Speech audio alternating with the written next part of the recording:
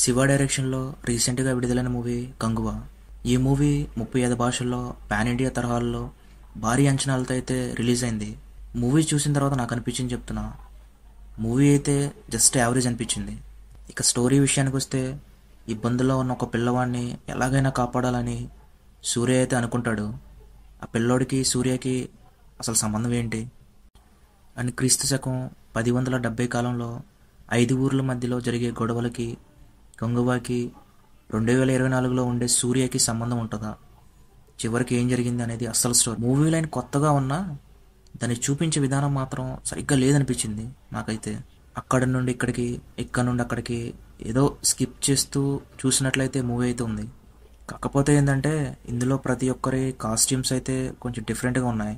ఈ మూవీలో కొన్ని సాంగ్స్ కానీ, కొన్ని చోట్ల సీన్స్ దగ్గర డిఎస్బి గారు ఇచ్చిన బ్యాక్గ్రౌండ్ మ్యూజిక్ అయితే కొంచెం పర్లేదనిపించింది. ప్రణవది అనే ఊరికి చెందిన రాజుగా కంగువాగా సూర్య గారు, కపాలిక అనే మరొక ఊరికి చెందిన రాజుగా రుధీర అంటే మన బాబీ డియోల్ గారు, వీళ్ళిద్దరి యాక్టింగ్ అండ్ వీళ్ళతో పాటు చేసిన కో యాక్టర్స్ కూడా చాలా బాగా చేశారు.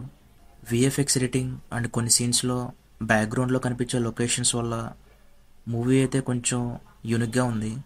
మూవీలో చివరి అరగంటలో వచ్చే క్లైమాక్స్లో ఒక చిన్న ట్విస్ట్ అయితే ఉంటుంది. సో దానికి మించి మూవీ అయితే పెద్దగా ఏం బాగాలేదు. మన సూర్య గారిని కంగువా అనే డిఫరెంట్ క్యారెక్టర్లో చూడాలనుకునే వాళ్ళు అయితే పక్కా మూవీకి వెళ్ళి చూడండి. సూర్య కోసం, సూర్య యాక్టింగ్ కోసం అయితే మూవీ అయితే ఒక్కసారి అయితే చూడొచ్చు. కంగువా మూవీ చూసిన తర్వాత నీకెలా అనిపించిందో కామెంట్ సెక్షన్లో కామెంట్ చేయి. రీసెంట్గానే ఛానల్ అయితే క్రియేట్ చేశాము. ఛానల్లో ఉన్న కంటెంట్ మీకు నచ్చితేనే సబ్స్క్రైబ్ చేసుకోండి. Thank you so much.